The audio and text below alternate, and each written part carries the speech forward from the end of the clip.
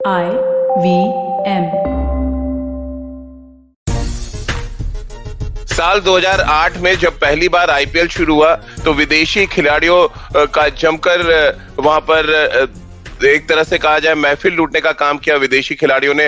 लेकिन जैसे जैसे आईपीएल आगे बढ़ा और खास तौर से हम साल 2022 के मेगा ऑक्शन की बात करें, जहां पर लगभग 600 खिलाड़ी थे ऑक्शन में, 204 खिलाड़ी बिके और इन 204 खिलाड़ियों में जो सबसे महंगे खिलाड़ी के तौर पर अपनी पहचान बनाने में कामयाब रहे वो रहे सारे के सारे भारतीय। यानी कि टॉप 10 में अगर आप नजर डालेंगे तो 2 या 3 विदेशी खिलाड़ी आपको नजर आएंगे, बाकी सब का सब महफिल लूटने का काम भारतीय गेंदबाजों ने किया या तो भारतीय बल्लेबाजों ने। अब 2022 में जो ये मेगा ऑक्शन हुआ वो सही मायनों में किसके लिए बहुत फायदेमंद रहा, कौन सी टीम ज्यादा बेहतर बैलेंस में नजर आ रही है और कौन सी टीम ऑक्शन में चूक कर गई, इन सभी मुद्दों पे बातचीत करेंगे। खेल नीति पर आपका स्वागत है। मैं हूं राजीव मिश्रा और मेरे साथ सबा भाई और अयाज भाई हैं।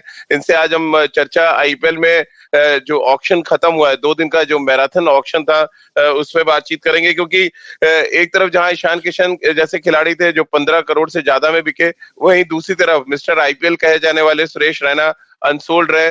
आईपीएल में भारत के लिए सबसे ज्यादा विकेट लेने वाले अमित मिश्रा पर किसी ने भी बोली नहीं लगाई और ये थोड़ा सरप्राइज करने वाला विषय रहा।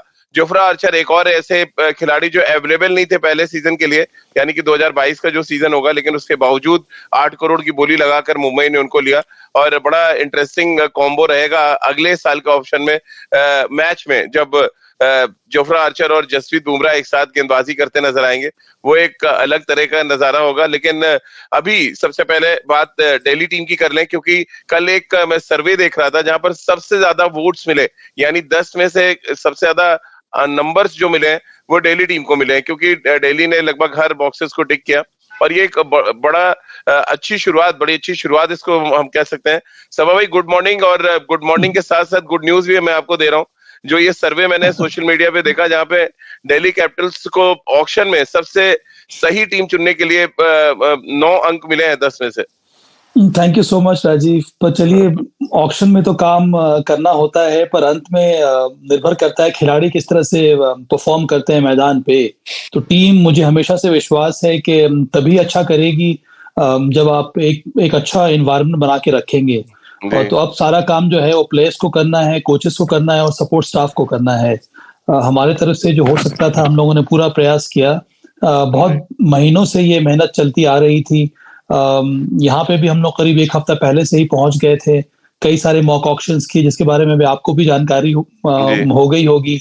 उसमें बहुत सारे डिस्कशंस हुए, हेल्दी आर्गुमेंट्स हुए, और उसके बाद ही इस तरह की टीम हम लोग बना पाए। क्योंकि 10 टीम जब रहती हैं राजीव, तो प्लेयर्स को पिक करना थोड़ा ज्यादा कठिन हो जाता है। पर अंत में अगर 7 आपके जो भारतीय मूल के जो खिलाड़ी हैं वो अगर आपने अच्छे पिक कर लिए हैं, तो मुझे लगता है कि आपका रास्ता बहुत कुछ साफ सा हो जाता है।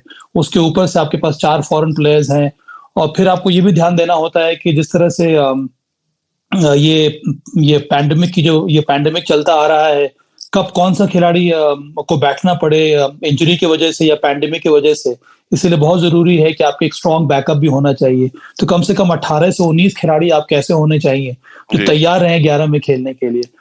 इसीलिए आपको बहुत ज्यादा अपना जो पर्स है उसको ठीक प्रकार से उस पर मेहनत करके आपको डिस्ट्रीब्यूट करके रखना होता है, और यही कोशिश की थी हम लोगों ने। और यार सर, दिल्ली ने ऐसा पर्स खाली किया कि जब ऑक्शन खत्म हुआ तो बहुत सबसे कम पैसे दिल्ली के पास बचे थे। जब ऑक्शन शुरू हुआ था तब भी सबसे कम पैसे थे, यानी सही तरीके से 10 लाख हमने बचा दिए राजीव। हाँ, 10 लाख। लखनऊ जायंट्स के पास सिर्फ 0 का पर्स बचा है। हाँ, 0 का पर्स बचा है ऐसा। लेकिन जो लखनऊ का जिक्र कर रहे हैं, मेरी नजर में दिल्ली के बाद दूसरी जो सबसे मजबूत टीम नजर आ रही है वो लखनऊ है और तीसरे नंबर पे पंजाब है। आप कैसे रेट करेंगे जिस तरह के ऑक्शन के बाद टीमें निकल कर सामने आई? मैं तो एक्चुअली नंबर 1 पे रखूंगा लखनऊ को। बहुत ही इमेजिनेटिवली उन्होंने टीम को बहुत जबरदस्त तरीके से, जी, बहुत अच्छी तरह से। और मेरे ख्याल से वहां पर डेफिनेटली गौतम गंभीर का इन्फ्लुएंस सामने आता है, क्योंकि वो बहुत अरसे तक आईपीएल खेले हैं। अमंग्स्ट कोचेज एंड मेंटर्स सबसे यंग है, वो T20 के डिमांड्स को समझते हैं, सब प्लेयर्स से वाकिफ है। तो उनका मेरे ख्याल से अप्रोच, हालांकि पैसे कुछ नहीं बचे, लेकिन पैसे आप बचाने के लिए तो नहीं जाते हैं। अगर आप ऑप्शन में बैठते हैं तो आप खर्च करने के लिए जाते हैं, बचाने के लिए नहीं जाते हैं। तो उन्होंने प्लेयर्स अच्छे खासे चुने हैं। दिल्ली ने भी बहुत अच्छी टीम चुनी है, और जैसे आपने कहा पंजाब ने तो बहुत अग्रेसिवली बोली लगाई कुछ प्लेयर्स के लिए। और सबसे अगर आप देखें तो ये टॉप 3 टीम है, और बॉटम की अगर आप 3 टीम कहेंगे कि जिनका ऑक्शन में इतना इन्फ्लुएंस या इतना असर नहीं रहा है, तो मेरे ख्याल से आरसीबी डेफिनेटली उसमें ऐसे एक है, क्योंकि कुछ समझ में नहीं आया उनकी स्ट्रैटेजी क्या थी। जैसे सबा ने कहा, बहुत, और मेरा भी ये मानना है, बहुत इंपॉर्टेंट बात यह है कि क्या आपके पास अपनी स्क्वाड में 7 नहीं बल्कि 10-11 ऐसे प्लेयर्स है इंडिया के जो कभी भी मैदान ले सकते हैं, यानी कि first choice 7 players and 2-3 backup. अगर आपके प्लेयर्स हल्के हैं तो आप भले ही अपने स्क्वाड में बड़े बड़े दिग्गज फॉरेनर्स को भर ले, उससे फर्क नहीं पड़ने वाला है। तो मेरे ख्याल से कुछ टैक्टिक्स जो है मुझे इतनी खास, और राजस्थान रॉयल्स भी कुछ हद तक उसी हिस्से में है। गुजरात टाइटंस कुछ एक लंबे अरसे तक तो ऐसा लगा कि विकेट कीपर के बगैर ही जाएंगे, फिर अचानक मैथ्यू वेड और रिजवान साहब को ले लिया। 2 विकेट कीपर ले लिए साथ में। मुझे तो लगा था सबा भाई को कहीं ना ले लें, वो जिस तरह से विकेट कीपर मिस कर रहे थे लास्ट में, क्योंकि बचता ही नहीं लास्ट में कोई विकेट कीपर, ऐसा लग रहा था ऑक्शन में। एक तो बैकअप चाहिए, बैलेंस चाहिए टीम में। दूसरा, ओवरसीज प्लेयर्स के लिए इतना, खास करके ऑस्ट्रेलियन इंग्लिश प्लेयर्स के लिए डिमांड नहीं है, क्योंकि वो पूरा सीजन नहीं खेलते हैं, वो अपनी इंग्लिश काउंटी ज्वाइन कर लेते हैं। ऑस्ट्रेलिया के प्लेयर्स पिछले साल जैसे हमने देखा, कोविड आया तो लगातार रफू चक्कर हो गए, वो भाग गए। तो उनके लिए भी एक डाउट था कि अगर समझो कोविड का जमाना है, कहीं कुछ हो जाए, टूर्नामेंट स्प्लिट हो जाता है दो हाफ्स में, तो ये प्लेयर्स रहेंगे कि नहीं आपके साथ। इसीलिए एडम जैम्पा जैसे गेंदबाज जो एक्चुअली काफी इफेक्टिव रहे हैं आईपीएल में, उन पे कोई बोली नहीं लगी। तो बिल्कुल। यार सर, एक सवाल है आपके लिए, बड़ा अच्छा सवाल है, मेरे जहन में भी ये सवाल आ रहा था, और ये सवाल है हर्षैन का। उनका कहना है कि मुंबई और सीएसके जैसी टीमों के लिए ऑक्शन बहुत अच्छा नहीं रहा, क्योंकि अंत में टीम पर नजर डालें तो पहले ज्यादा उनके पास बेहतर टीम थी, बैलेंस टीम थी, बिखर सी गई ऐसा लग रहा है, मुंबई भी और चेन्नई भी। डेफिनेटली मेरे ख्याल से चेन्नई का जो है, सबने ये सोचा था कि नई पॉलिसी आएगी, नया विजन आएगा कि इन्वेस्ट इन द फ्यूचर, आने वाले कल का सोचेंगे और प्लेयर्स ऐसे चुनेंगे जो 3, 4, 5, 6, 7 साल तक साथ में रहेंगे। लेकिन फिर उन्होंने वहीं गए जो एक्सपीरियंस दिग्गज खिलाड़ी चाहिए, उसमें से ऑफलोड कर दिया जो प्लेयर्स जैसे Faf du Plessis, Josh Hazlewood जो टाइटल विनिंग टीम में थे, इमरान ताहिर भी मेरे ख्याल से नहीं है। तो नहीं, कुछ खास समझ में नहीं आया। मुंबई ने अच्छा स्ट्रॉन्ग कमबैक किया, ईशान किशन पे तो बहुत बोली लगाई, क्योंकि वो, और कहीं आप ये भी सवाल उठा सकते हैं कि अगर आपको 15 करोड़ तक खर्चना था उनके पीछे, तो आप उनको रिटेन क्यों नहीं किए, किसी और को आप ऑफलोड कर सकते थे। तो ये एक सवाल है। लेकिन जिस तरह से जोफ्रा आर्चर का पीछा किया, टिम डेविड जो आए हैं सिंगापुर के, जो फिनिशर है, एक टायरन पोलार्ड के साथ कॉम्बिनेशन बनाने के लिए, ताकि बैटिंग में गहराई हो, और तो एक कमबैक किया उन्होंने। पहला दिन तो ऐसा लगा कि बिल्कुल हिप्नोटाइज हो गए, कुछ किया ही नहीं ईशान किशन के अलावा। और दूसरे दिन भी पहले 2-3 घंटे कुछ हलचल नहीं हुई, स्पॉट जॉगिंग हो रही थी, कुछ बिट्स में उतर रहे थे, फिर विथड्रॉ कर रहे थे। लेकिन टुवर्ड्स द एंड मेरे ख्याल से काफी ग्राउंड कवर किया है। अब सवाल ये है कि जोफ्रा आर्चर इस साल खेलेंगे या नहीं। सब रिपोर्ट्स जो आ रहे हैं वो कह रहे हैं कि इस साल नहीं खेलेंगे। इसके बावजूद मेरे ख्याल से इन्वेस्टमेंट फॉर द फ्यूचर है, नहीं खेल सकते हैं, वो रूल्ड आउट है। Correct. So they are investing for the future. हम लोग जो सब बात कर रहे हैं बुमराह एंड आर्चर की गेंदबाजी, उनके सामने ओपनिंग कौन करेगा या डेथ ओवर्स कौन खेलेगा, लेकिन इस साल तो वो है नहीं। तो इस साल तो मुंबई के लिए बहुत ज्यादा दिक्कत है। मैं भी उस पे आगे बात करेंगे, लेकिन अभी तो सबा भाई जो सवाल आ रहे हैं कुछ व्यूअर्स के बड़े धड़ाधड़, कि क्या शिखर धवन कप्तानी करेंगे पंजाब की, आपको लग रहा है? के सिंह का ये सवाल है। और जिस एग्रेसिव तरीके से पंजाब ने लिया शिखर धवन को, क्या चांसेस लग रहे हैं आपको उनकी कप्तान बनने के वहां पे? मुझे चांसेस कम लग रहे हैं, क्योंकि शिखर धवन को मुझे लगता नहीं है कि टीम जो है कप्तान के रूप में देखती है। टीम प्रेफर करती है शिखर धवन को, क्योंकि एक तरह से वो बैंकर है आपकी टीम के लिए। हर आईपीएल में 500-550 रन आपको लेकर देंगे, और पावर प्ले में अच्छी बैटिंग करते हैं। स्पिनर्स को पावर प्ले के बाद भी अच्छी बैटिंग, अच्छी बल्लेबाजी करते हैं। और अगर हम भारतीय ओपनिंग बैटर्स की बात करें तो शिखर धवन के अलावा और कोई उस तरह का रिलायबल बैंकर नजर नहीं आ रहा है। पार्टिकल अभी भी युवा है, उनको थोड़ा समय लगेगा प्रॉस्पर करने में, पर आपको चाहिए होता है कि एक एक्सपीरियंस्ड ओपनर जो शिखर धवन आपको प्रोवाइड करता है। मुझे लगता है कि पंजाब किंग्स इस बार मयंक अग्रवाल के साथ एक कप्तान के रूप में जाना पसंद करे। ये मेरी राय है। अब अंत में तो ये अनिल कुंबले पर ही निर्भर करता है, पर मुझे लगता है कि कुछ उसी प्रकार का कॉम्बिनेशन इस बार पंजाब किंग्स से देखने को मिलेगा। यार सर, न्यूजीलैंड के खिलाड़ियों को बहुत ज्यादा तवज्जो नहीं दी गई। मिसाल के तौर पे काइल जेमिसन को नहीं लिया गया, जिमी निशम को बहुत बाद में लिया। ऑक्शन में थे नहीं राजीव। अच्छा, ऑक्शन में ही नहीं थे। जी जी। तो इसका मतलब उन्होंने खुद से विड्रॉ किया है। पहले विड्रॉ कर लिया। आया सर, जो 2-3 खिलाड़ियों को लेके सवाल आ रहे हैं, तो सरंगा को लेके बहुत ज्यादा सवाल है कि इतना ज्यादा पैसे दिए हैं दिल्ली कैपिटल्स ने। हेजलवुड को लेके है कि बहुत अच्छा वो कर रहा है, लेकिन साथ ही एरन फिंच को लेके भी सवाल है कि उन्होंने वर्ल्ड कप जिताया है बट आईपीएल में जगह नहीं है। एरन फिंच का आईपीएल रिकॉर्ड काफी हल्का है, और हालांकि कैप्टन किया उन्होंने वर्ल्ड कप विनिंग टीम में, वहां पर भी उनका फॉर्म इतना जबरदस्त नहीं था। काफी इन्फ्लुएंस रहा है पिछले 4-5 महीने में जो T20 मैचेस हुए या टूर्नामेंट्स हुए, वहां पर किस तरह से प्लेयर्स ने परफॉर्म किया। इसीलिए हसरंगा जो है उनकी बोली इतनी ऊंची लगी, क्योंकि उनका बहुत इंप्रेसिव परफॉर्मेंस था T20 वर्ल्ड कप में, और फिलहाल मेरे ख्याल से नंबर 1 या नंबर 2 पे है एज ए T20 प्लेयर।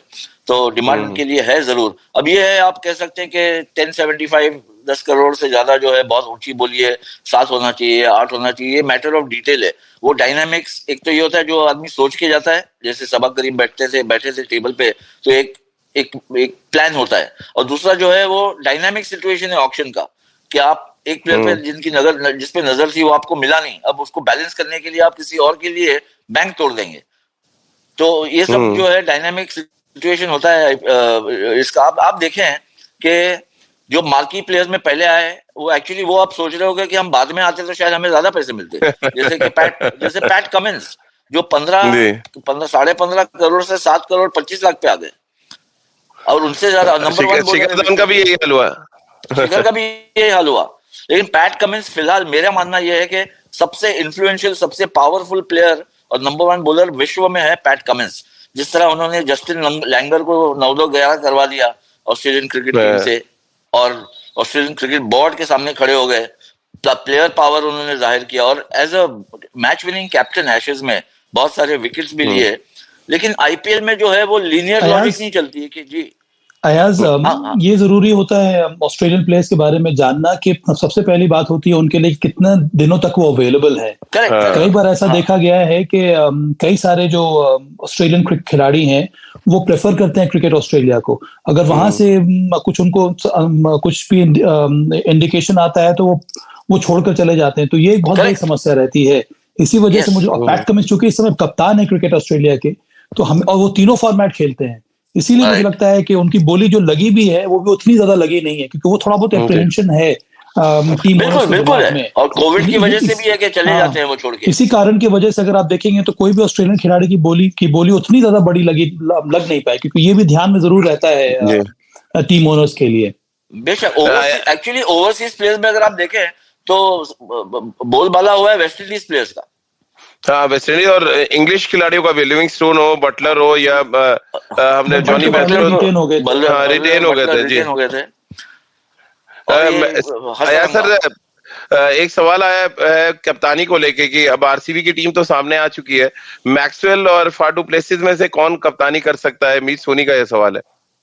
मेरे ख्याल से फाफ डु प्लेसिस को देंगे कैप्टन, बिकॉज़ वो कैप्टनसी कर चुके हैं as a South African captain, उनका अच्छा इंप्रेसिव रिकॉर्ड है, एक टेम्परामेंट भी नजर आता है उनका कि वो रिस्पॉन्सिबिलिटी बोझा जो है संभाल लेते हैं, और मैक्सवेल को फ्री रखेंगे कि वो जाके मैच विनिंग रोल अदा करे। अगर उनके ऊपर प्रेशर या और बर्डन डाल देंगे तो शायद उनका फॉर्म हल्का हो जाए, तो टीम का तो अगर मैक्सवेल नहीं चलते तो टीम बहुत हल्की पड़ जाती है। तो विराट कोहली, ग्लेन मैक्सवेल, इनसे ये उम्मीद होगी कि आप रिस्पॉन्सिबिलिटी आपके सर पे नहीं है, आप जाके फ्रीली खेले और मैचेस जिताए, और ये लेंगे कैप्टनसी मेरे ख्याल से फाफ डु प्लेसिस को। सबा भाई, क्योंकि मैं अभी नजर डाल रहा था आरसीबी की टीम में, कोई भी इंडियन चेहरा तो नजर नहीं आ रहा। दिनेश कार्तिक को इन्होंने लिया है, बट मैं बिल्कुल इस बात को लेके सुनिश्चित हूं कि उनको कप्तानी कम से कम नहीं देंगे, क्योंकि जो हाल कलकत्ता के साथ हुआ है, दिनेश कार्तिक को कप्तानी तो नहीं मिलने वाली वहां। नो ब्रेनर है यहाँ पर फाफ डु प्लेसिस राजीव, इसी वजह से वो इतना एग्रेसिवली गए थे फाफ डु प्लेसिस के लिए, क्योंकि सीएसके भी चाह रहा था फाफ डु प्लेसिस को रिटेन करना, पर उनके दिमाग में था कि आप एक तो उनको ओपनिंग बल्लेबाज चाहिए था, और अगर फाफ डु प्लेसिस जैसा रिलायबल जिसने शानदार प्रदर्शन किया ओवर द इयर्स आईपीएल में, और इस समय वो अंतर्राष्ट्रीय क्रिकेट खेलते नहीं है, तो पूरी तरह से वो अवेलेबल होंगे। कई सारी जो ग्लोबल T20 लीग की टीमें हैं वहां पर वो कप्तानी करते हैं, बहुत ज्यादा अनुभव है उनको। जो जो खिलाड़ी उन्होंने चुने हैं उन सबके साथ पहले खेल चुके हैं, या तो भारत में या फिर भारत के बाहर। तो ये बहुत बड़ा कारण होता है किसी को कप्तान चुनने में। उस वजह से मुझे लगता है कि फैफ डु प्लेसी मेरे विचार में नंबर 1 कैंडिडेट होंगे लीड करने के लिए आरसीबी को। जी है sir.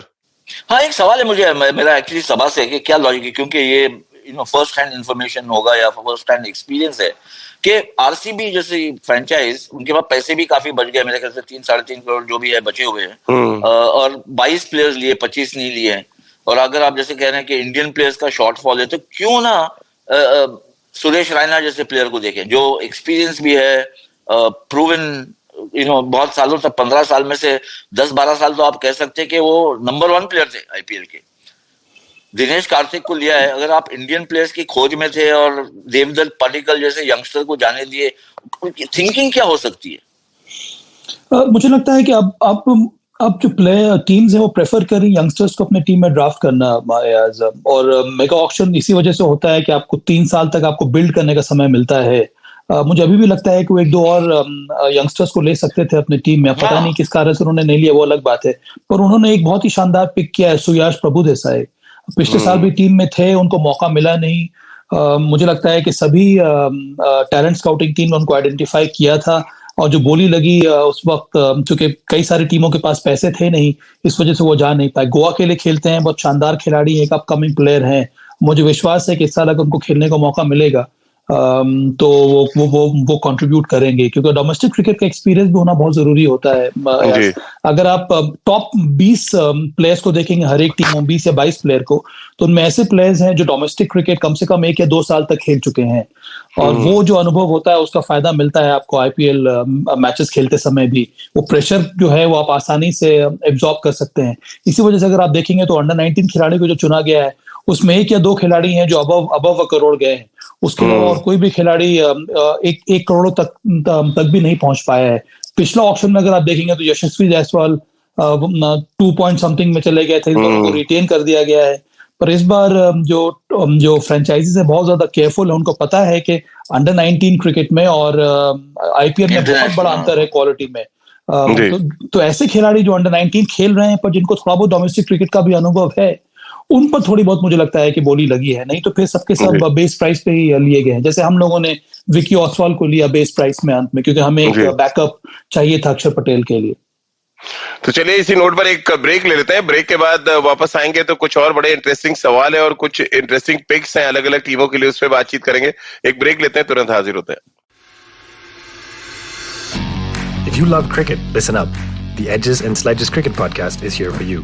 Hosted by DJ, Varun and me, Ashwin, we bring a fun, fresh fan's point of view to talking all things cricket. Sometimes it's just the three of us, sometimes we have guests, including current and former international cricketers. For new episodes every week, check out the Edges and Sledges Cricket Podcast on the IVM app, website, or wherever you get your podcasts. Break के बाद एक बार फिर आपका स्वागत है। सबा भाई और अयाज भाई के साथ आप देख रहे हैं और सुन रहे हैं खेल नीति। अयाज सर, बड़ा इंटरेस्टिंग सवाल एक आया है, हर्षदीप कसाट साहब का है, और उनका कहना है कि अब कुणाल पांड्या और दीपक हुड्डा एक साथ लखनऊ जायंट्स के लिए सेलेक्ट तो कर लिए गए, बट उस विवाद को कैसे भूलेंगे जहां पर दीपक हुड्डा को वडोदरा छोड़ के राजस्थान जाना पड़ा। ये किस तरह का पिक आप देख रहे हैं इसको? मजबूरी का नाम गांधी जी। अगर आपको और कोई चॉइस नहीं है, एक ही डगआउट में बैठना है, सोशल डिस्टेंसिंग भी शायद ज्यादा डिस्टेंस नहीं रहेगा, वही उसी खाने में बैठना है आपको, तो यू हैव टू एडजस्ट। ना सिर्फ इनके लिए, जॉस बटलर और आर अश्विन एक ही टीम में है, तो जिसको अश्विन ने मन का जिस तरह से रन आउट किया था, तो और क्या कुछ नहीं आपस में बोली गई थी, तो ये तो चलते रहता है। मेरे ख्याल से हीट ऑफ द बैटल होता है, प्लेयर जो है सबसे बड़ा जो है मर्ज जो है वो समय है। जैसे समय बीतता है तो ये सब चीजें जो है मेरे ख्याल से तो भूल जानी चाहिए। और पर एक्चुअली अगर आप देखें तो combination is not bad. Krunal और दीपक हुड्डा और वगैरह जो एक ही टीम में है, ये काफी इफेक्टिव इनकी टीम हो सकती है। अगर ये देखें, हर टीम में जो है फॉर्मूला एक होता है कि आपको ओपनर्स 1, 2, 3 अच्छे चाहिए, फिर स्लॉगर्स या फिनिशर्स अच्छे चाहिए, 1 या 2 ऑलराउंडर चाहिए, और फिर ऐसे गेंदबाज चाहिए जो 140, 145 तक डाल सके। ओवरऑल फील्डिंग अच्छी होनी चाहिए। ये लगभग मोटा मोटा ये फॉर्मूला है, और सब टीम जो है ये फॉर्मूला पे चली है। मैं ये भी कहूंगा कि सबको ऐसे प्लेयर्स मिले हैं। अब ये है कि उस कॉम्बिनेशन को आप किस तरह से वजन दे सकते हैं, किस तरह से खेलते हैं। कैप्टनसी हमेशा से मेरे ख्याल से सवा कहते आ रहे हैं कि कैप्टन बहुत इंपॉर्टेंट हो जाता है ऐसे टूर्नामेंट में। जिस तरह से आप संभालते हैं, किस तरह से किस प्लेयर को यूज करते हैं, ये सब कैप्टन और कोच पे अभी फिर निर्भर करेगा। तो ओवरऑल मेरे ख्याल से हमेशा की तरह स्प्रेड ऑफ टैलेंट अच्छा ही रहा है। 2 टीम आने की वजह से थोड़ा कॉम्प्लेक्स हो गया परचेसिंग, और क्योंकि परचेसिंग पावर भी बढ़ गया था तो कुछ बोलियां ज्यादा लगी है, ये सब। तो इसमें जैसे मैंने पहले भी कहा कि कोई लीनियर लॉजिक नहीं है, आप बिल्कुल लॉजिकली सोच के नहीं ले सकते, वरना नंबर 1 प्लेयर को सबसे ज्यादा पैसे मिलने चाहिए और नंबर 15 को सबसे कम पैसे, या जो भी है हल्का, पर ऐसा नहीं होता है। कुछ प्लेयर ऐसे हैं जो रैंकिंग में बहुत नीचे हो लेकिन उनकी बहुत ऊंची बोली लगी है। बिल्कुल, और लिविंगस्टोन एक बड़ा एग्जाम्पल है जहां पे इतना ज्यादा पैसे उनको मिले ऑक्शन के दूसरे दिन। देखिए सवा भाई, निकोलस पूरन आप देखें, हाँ, पिछली बार 4-0 थे, इस बार पता नहीं कितने बढ़ेंगे, पता नहीं है। पिछली बार के बोली में 4 या 5-0 आ गए ना। हाँ, तो ये सवा भाई, एक सवाल जो तमाम फैंस का भी है और मेरे जहन में भी है कि रबाडा और अश्विन क्या दिल्ली कैपिटल्स की प्लानिंग में नहीं थे जो उनको जाने दिया गया? बहुत अच्छा किया रबाडा और नौके की जोड़ी ने पिछले कुछ सालों में। प्लानिंग में थे पर आउटबिड हो गए हम लोग। देखिए मुझे लगता है कि जो मूल तत्व है ऑक्शन का, जो मेरी लर्निंग रही है, ये पहला मौका था मुझे ऑक्शन में बैठने का एक टीम के साथ, वो है 3 चीजों पर आपको ध्यान देना होता है। एक तो 3 चीजों पर आपको अमल करना होता है। सबसे पहली बात है अनुशासन, दूसरी बात है धैर्य, और तीसरी बात है भविष्य या मुस्तकबिल। तो हर एक टीम आपको अनुशासन के साथ ही चलना होता है। तो आपने इंपॉर्टेंट स्लॉट जो है टीम में, वहां पर आपने एक तरह का वैल्यू लगा के रखा हुआ है, वहां पर कई सारे खिलाड़ी हैं। तो आपको मालूम है कि आप एक हद तक ही जा सकते हैं, क्योंकि फिर आपके पास पैसे बचेंगे नहीं। तो आपको वो डिसिप्लिन मेंटेन करना बहुत जरूरी है। आपको मालूम है कि ये खिलाड़ी जो है मेरे लिए बहुत एसेंशियल है, पर अगर मैंने जो वैल्यू लगा के रखा है उस खिलाड़ी के लिए, अगर उससे ऊपर चला जा रहा है तो फिर हमें जाने देना होगा। और इसी वजह से अगर आप दिल्ली कैपिटल्स की टीम को देखेंगे तो कई ऐसे खिलाड़ी हैं जिनको हम लोग लेना चाह रहे थे, पर दिल्ली कैपिटल्स आउटबिड हो गए। पर खुशी हमें इस बात की है कि जो खिलाड़ी हमारे साथ थे, जो मैच विनर्स थे, वो दूसरी टीमों पे भी जो गए हैं वो हाई वैल्यू पे गए हैं, चाहे वो शिखर धवन हो या फिर रबाडा हो या फिर आर अश्विन क्यों ना हो। और हमारे जो यंगस्टर्स हैं जिन पर हम लोग बैंक कर रहे थे, उनको हम लोगों ने वापस लेने में हमें मदद मिली है, जैसे कि ललित यादव हो गए, रिपुल पटेल हो गए, प्रवीण दुबे हो गए। इन सभी खिलाड़ियों को हम लोगों ने ट्रैक किया है और हम लोग चाह रहे हैं कि इन पर हम और भी इन्वेस्ट कर सकते हैं। मुझे लगता है कि इस प्रकार की स्ट्रैटेजी हम लोगों ने इख्तियार की थी। तो हमेशा बुरा लगता है कि आप उनको जाने दे रहे हैं, पर अंत में जो डायनेमिक्स होते हैं ऑक्शन में, वहां पर आप और कुछ कर नहीं सकते। अमित मिश्रा उदाहरण के तौर पर इतना शानदार उन्होंने प्रदर्शन दिया है दिल्ली कैपिटल्स के लिए, पर एक स्टेज आता है जहां पर आपको उस तरह के खिलाड़ी को भी जाने देना होता है, चाहे अमित मिश्रा हो या फिर सुरेश रैना क्यों ना हो। यस सर, मैं दिल्ली कैपिटल्स की टीम देख रहा था और मुंबई की, एक चीज जो कॉमन नजर आ रही है वो लेफ्ट आर्म सीमर्स पे बहुत जोर दिया है। दिल्ली कैपिटल्स ने 3 लेफ्ट आर्म सीमर रखे हैं। खलील अहमद है इनके पास, फिर चेतन सकरिया है और मुस्तफिजुर है जो बांग्लादेश के लिए खेलते हैं। और मैं मुंबई की टीम देख रहा था, वहां पे डैनियल सम्स है और टायल मिल्स है, ये 2 लेफ्ट आर्म सीमर वहां पे हैं। बाकी टीमों में उतने लेफ्ट आर्म सीमर नजर नहीं आए। ये बल्क में लेफ्ट आर्म सीमर लेने की वजह क्या देख रहे हैं आप? देखिए मेरे ख्याल से सक्सेस स्टोरी भी है, जैसे ट्रेंट बोल्ट, मुंबई ने किसी वजह से उनको जाने दिया। अब उनके लाइक टू लाइक रिप्लेसमेंट, क्योंकि बोल्ट और बुमराह का कॉम्बिनेशन बहुत जबरदस्त था और काफी सफलता लाई है मुंबई इंडियंस के लिए। तो उनके लिए एक रिप्लेसमेंट चाहिए। टिम मिल्स जो है वो T20 स्पेशलिस्ट माने जाते हैं, डैनियल सैम्स भी जो है वो स्पेशलिस्ट माने जाते हैं। अब देखना है कि ट्रेंट बोल्ट के कैलिबर या क्लास के है या नहीं। जहां तक चेतन सकरिया और खलील अहमद, खलील तो खैर इंडिया के लिए भी वो खेले हुए हैं, बड़े फाइन प्रोस्पेक्ट है। सकरिया ने लास्ट ईयर बहुत अच्छा परफॉर्म किया है। मुस्तफिजुर तो मेरे ख्याल से बेस प्राइस में मिल गए उनको, तो बहुत अच्छा एक्विजिशन है। अगर बोली लगना शुरू होती तो शायद कहीं ना कहीं कोई और ले जाता था, because is a very fine bowler. और मुझे नहीं समझ में आ रहा है क्यों राजस्थान ने उनको जाने दिया। बहरहाल लेफ्ट आर्म पेस बॉलर्स का एक खुद का एक डिफिकल्टी क्वोशिएंट होता है बैट्समैन के लिए। इसीलिए बहुत वैल्यू उनको दी जाती है। और मेरे ख्याल से जितने भी, अगर आप देखें, बहुत कम, मेरे को तो एक लेफ्ट आर्म फास्ट बॉलर नजर नहीं आ रहा है जो पिक नहीं हुआ हो। कोई ऐसा शायद होगा एक आध नाम, वरना जितने भी लेफ्ट आर्म फास्ट बॉलर्स आए वो सब पिक हो गए, कहीं ना कहीं उनकी जगह मिल गई है। तो ये एक वैल्यू कमोडिटी है। जैसे हार्ड हिटिंग ऑलराउंडर जो नंबर 7 या नंबर 8 पे अगर आपको आके रन जैसे शार्दुल ठाकुर, उनके लिए भी बहुत बड़ी बोली लगी, बिकॉज वो दोनों किरदार जो है अच्छी तरह निभाते हैं। यार सर, मुंबई की टीम की सबसे बड़ी प्रॉब्लम जो लग रही है वो है स्पिन डिपार्टमेंट। मुरुगन अश्विन को उन्होंने लिया है और एक स्पिनर और मैं देख पा रहा था, उनकी मयंक मार्कंडे। ना कोई लेफ्ट आर्म स्पिनर है, ना कोई ऑफ स्पिनर है, सिर्फ 2 उन्होंने लेग स्पिनर उठा लिए हैं। ये इस बार की मुंबई की स्ट्रेटजी वाकई बिल्कुल पल्ले नहीं पड़ी है। हाँ, देखिए, मेरे ख्याल से राहुल चहर को भी किस वजह से छोड़े हैं, और या बिल्डिंग नहीं की उनको, ना इन्होंने कुणाल पांड्या का कोई ऑप्शन देखा है जो लगातार इनके लिए अच्छा कर रहे थे, मतलब बॉलिंग में भी बैटिंग में। तो बड़ा अनयूजुअल सा मुंबई का सिलेक्शन प्रोसेस रहा मेरे ख्याल से।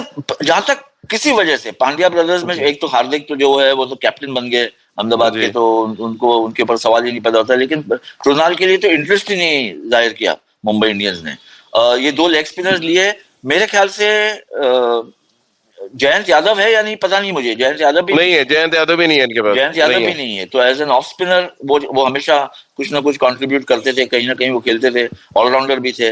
तो ये जरूर है कि स्पिन बॉलिंग में काफी हल्की टीम नजर आ रही है। फास्ट बॉलिंग में तो कवर अप कर लेंगे आप, क्योंकि जिस तरह से बुमराह है, जोफ्रा आर्चर आ गए हैं, सैम्स है, तो लेकिन क्या पॉलार्ड को एज अ, बिकॉज क्यों वो कटर्स डालते हैं कि as a fastest off spinner या फास्टेस्ट स्पिनर के रूप में ज्यादा उनको बॉलिंग मिलेगी, ये कहना डिफिकल्ट है। बट ओवरऑल जैसे हमने पहले कहा कि कुछ स्ट्रेटेजी अच्छा कमबैक किया सिलेक्शन में। फाइनली अगर आप टीम देखें तो ये नहीं लगता है कि कोई पोजीशन खाली है accept in the spin department, लेकिन ओवरऑल स्ट्रेटेजी अगर आप देखें तो पहले के मुताबिक वो मुंबई की टीम जब सिलेक्ट होती थी तो ऐसा लगता था बाप रे अभी इस टीम को किस तरह से हराएंगे, वो नजर नहीं आ रहा है। बिल्कुल। एक और बात राजीव और रियाज ये होती है कि जैसे मुझे देखने को मिल रहा है कि 2 तरह की स्ट्रेटजी टीम्स अपनाती हैं। कई सारी टीमें जो होती हैं वो रोल सेंट्रिक स्ट्रेटजी के साथ ऑक्शन में जाती हैं, कई सारी टीमें होती हैं जो प्लेयर सेंट्रिक स्ट्रेटजी के साथ जाती हैं। प्लेयर सेंट्रिक स्ट्रेटजी, और दोनों स्ट्रेटजी में प्रॉस एंड कॉन्स हैं। अगर आप सीएसके और मुंबई इंडियंस को देखेंगे तो हमेशा से वो प्लेयर सेंट्रिक स्ट्रेटजी अपनाती हैं। सीएसके के लिए बहुत क्लियर है कि इसी वजह से अगर आप उनके प्लेयर्स को देखेंगे तो वो कंटिन्यूटी पे मेंटेन करते हैं। उन्होंने अंबाटी रायडू को लिया, उन्होंने रॉबिन उथप्पा को लिया, उस तरह के ऐसे प्लेयर्स हैं जिन्होंने उनके लिए डिवेन ब्रावो को उन्होंने लिया। तो ये प्लेयर सेंट्रिक स्ट्रेटजी है। कुछ उसी प्रकार की स्ट्रेटजी मुंबई इंडियंस ने भी इख्तियार की। उनको पता है कि उनको ईशान किशन के लिए जाना है, उनको पता था कि टिम डेविड और लियाम लिविंगस्टन, उनको एक खिलाड़ी चाहिए क्योंकि बहुत दिनों से उसको ट्रैक कर रहे थे, इसीलिए वो गए उनके लिए। जोफ्रा आर्चर को उन्होंने ओवरनाइट उन्होंने डिसाइड किया क्योंकि अब उनके पास कोई मार्की पेस बॉलर बचा नहीं, उनको जोफ्रा आर्चर के लिए जाना होगा। तो इस स्ट्रेटजी में कई बार ये होता है कि फिर आपके लिए 1-2 स्लॉट्स जो हैं वो खाली से रह जाते हैं या फिर वीक रह जाते हैं। पर इसका ये मतलब नहीं है कि ये टीम अच्छा परफॉर्म नहीं कर सकती है, क्योंकि टीम को बिल्ड करने में थोड़ा समय लगता है।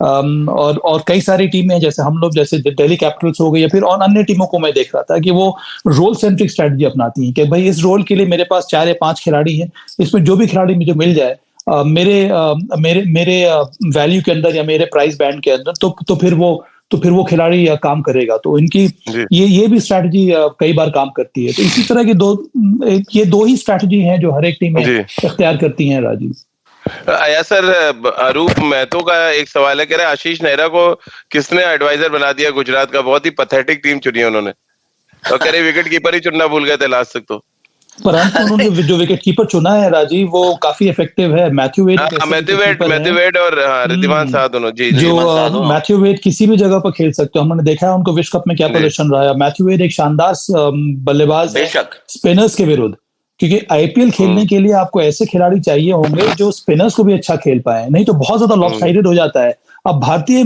बल्लेबाजों को अगर हम देखेंगे तो सबको ये लगता है कि टॉप क्वालिटी पेस बॉलर के सामने वो स्ट्रगल करेंगे। इन कॉन्ट्रास्ट फॉरेन बैटर्स के बारे में लगता है कि स्पिनर्स के सामने ये उतना ज्यादा प्रोफिशिएंट होते नहीं है। और ये ट्रैक रिकॉर्ड है आईपीएल का जो ये दर्शाता है कि वो दबाव में जो स्पिनर्स ऑपरेट करता है तो फिर उनके सामने उनका स्ट्राइक रेट कम हो जाता है। या फिर पावर हिटिंग जो उतनी नजर नहीं आती है। हम लोगों ने देखा पिछले साल भी क्या हुआ था। तो इस वजह से ही आपको ऐसे खिलाड़ी फॉरेनर्स लेने होते हैं जिन पर आपको विश्वास हो कि भाई स्पिनर्स के विरुद्ध भी ये बड़े बड़े शॉट्स लगा सकता है और स्ट्राइक रेट मेंटेन कर सकता है। तिलक वर्मा जैसे खिलाड़ी बहुत चर्चा में आया सर, उनको बहुत ही हाईली रेट किया जाता है डोमेस्टिक क्रिकेट में। मुंबई की टीम में है वो, और भी तमाम यंगस्टर्स के बारे में बात कर रहे हैं, जैसे शुभ्रांशु सेनापति एक और हैं जो चेन्नई की टीम में गए। कैसे आप देखते हैं यंगस्टर्स के लिए, क्या इनको मौका मिलेगा इस बार के सीजन में, आपको लगता है? मेरे ख्याल से देखिए काफी यंग प्लेयर्स, राज भावा एक और जिनको बहुत अच्छी प्राइस मिली है, करोड़ सुपर जी प्राइस मिली है।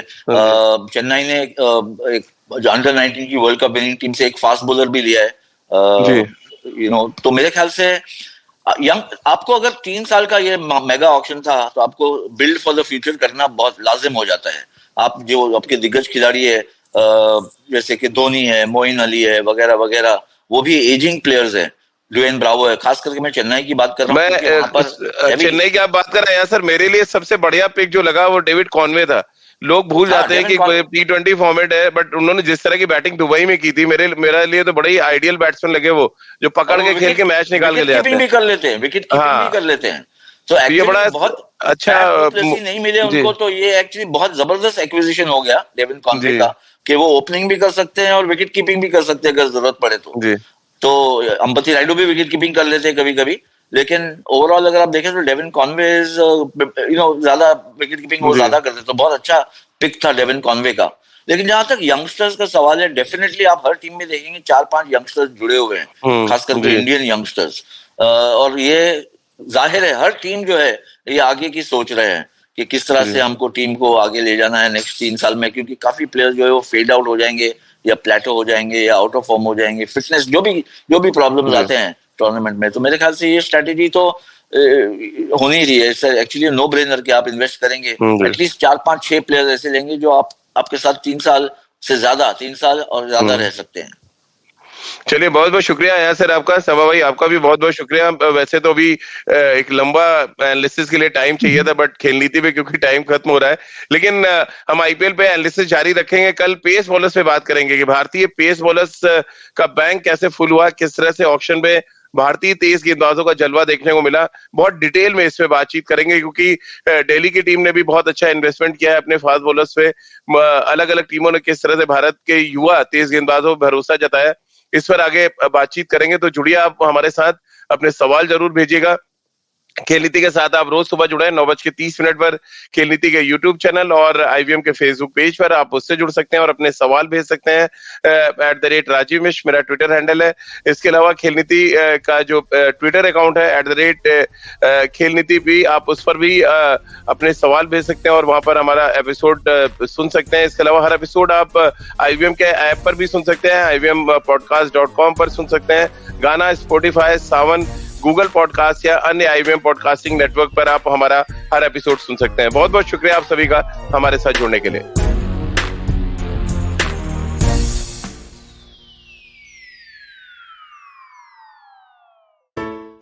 Hey everybody, it's been another great week on the IVM Podcast Network. On Storytellers and Storytellers, Vineet talks to acclaimed filmmaker Nikhil Advani about his latest web series, Rocket Boys. On Paisa Vaisa, Anupam talks to Nitin Gupta, founder and CEO at Uni, about their new Pay 1/3 card. On Ryan Organics, Sweta Subaya, founder of Sweat, bursts some pretty pervasive myths around fitness for women with Kunal.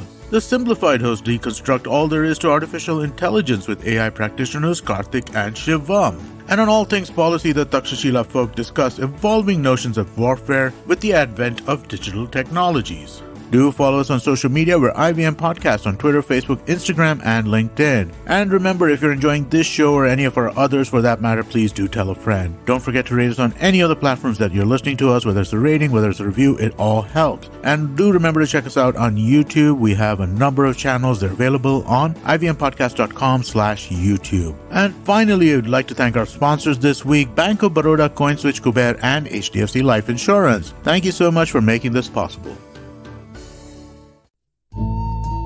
सफर, रास्ते, मंजिल और मुकाम, अक्सर ये हमसे कुछ कहना चाहते हैं, पर हम हैं कि अपनी रोजमर्रा की जिंदगी में इन्हें सुनने से कतराते हैं। नमस्ते दोस्तों, मेरा नाम है केशव चतुर्वेदी और मैं आपको ले चलूंगा कुछ ऐसे सफर पर जहां आपको एक नया नजरिया मिलेगा सफर और मंजिलों को देखने का। आइए इन किस्से कहानियों में डूब जाएं। हर मंगलवार और शुक्रवार